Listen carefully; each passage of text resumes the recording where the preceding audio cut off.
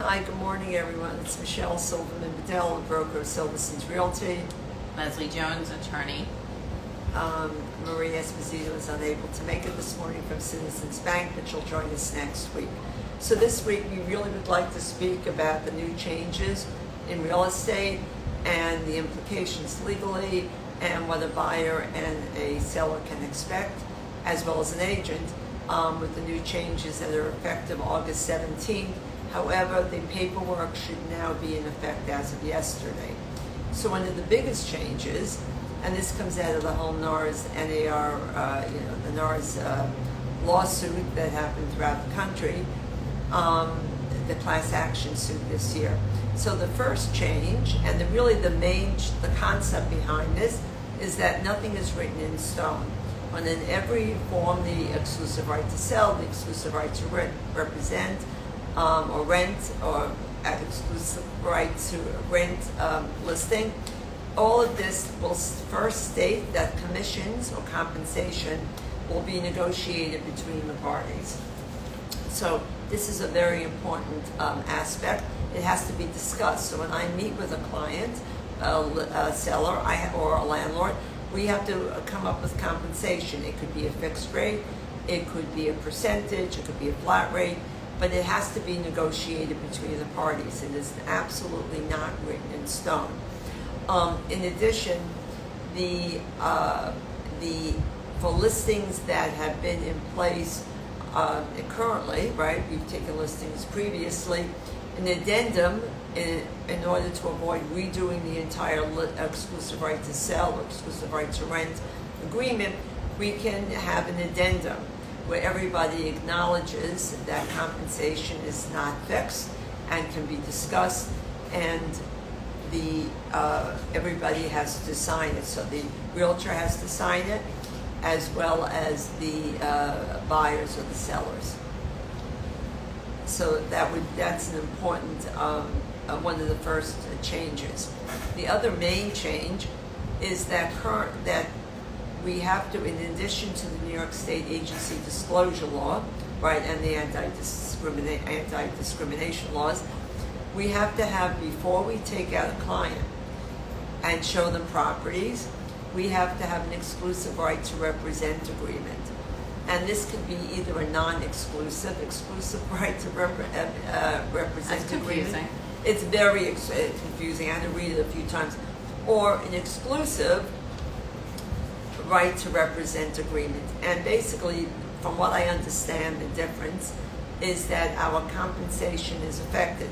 So on the non-exclusive representation agreement, if I showed them, let's say, 10 properties, those 10 properties have to be stated on a piece of paper in the representation agreement, and I would only be compensated for those properties that I've shown them. On the exclusive representation agreement, if they've seen properties other than I've shown them, I would be protected. So in other words, if you went to a house, if they went to an open house Right. and looked, you would be protected because they looked at a different property without you, and you would still be entitled to the commission. Yeah, I from assume what- that's the case. Yeah, that's the only difference I could gather. I mean, the main difference is, so you have to be very careful and itemize your the properties that you've shown them if you're going to have a non-exclusive representation agreement. But this is something that's really new, and that it's in addition to the New York State agency disclosure that will discusses dual agency. Dual agency is still permitted in New York State, and obviously these laws are all local, so you have to know what your local law says, even though it was a federal, right? It was a result of a federal lawsuit. So it's very important to know your local laws. And while dual agency is not practiced in other states, such as Florida, it is definitely practiced in New York. And that too will determine your compensation, right? So it's very important for the buyer to understand what dual agency is, because now more than ever it could come into play. Are there now more disclosures involved, like, or is it the same disclosures? The same disclosures with dual agency, but you have to be really aware of it, that they can have a designated agent where you would not represent you would not be the same broker on the same realtor on this, both sides, on buy side and the sell side, but you would designate another agent in your office to represent that buyer. So it's very important for them more than ever to understand the differences between in dual agency.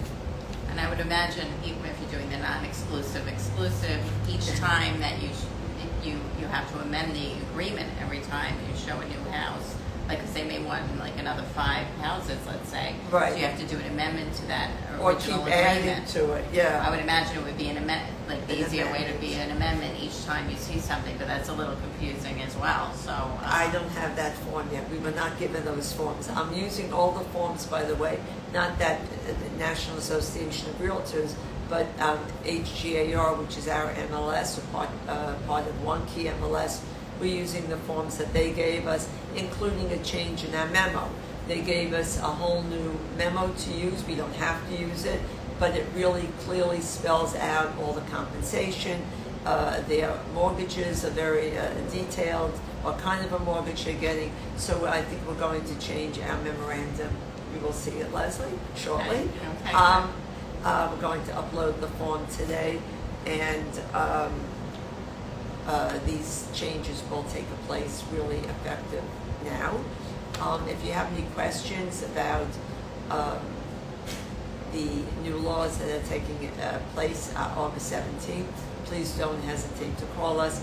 There are probably more details that I'll share, or we can share next week with you. I think this is going to be a work in progress. Everyone's Yeah. going to be, sort of figuring out, like any other law changing, just how it all will affect everyone, and no one really knows for sure. Right. And definitely for the buyers, it may, definitely changes how they do things as well. Right, especially because I probably forgot to, or maybe I just mentioned it in passing. Now, when you have an exclusive right to represent agreement, it has to have a begin date and an end date. You have to state your compensation. Of course, it's negotiated between the parties. That could be a flat fee. It could be you could take a retainer. If you take a retainer, we probably would need an escrow account now. Leslie and I were speaking about that. I don't want to take somebody's funds and commingle it, right? That would be against the law, with my brokerage account, with my real estate business account, or it could be a percentage. So this compensation would have to be discussed in an exclusive right to represent, as well as a listing agreement. And I think that's it for now. Yes. Right. We'll see how this all unfolds. Yes, it will be to be continued. Have a great weekend, everybody. Have a Stay nice dry. weekend.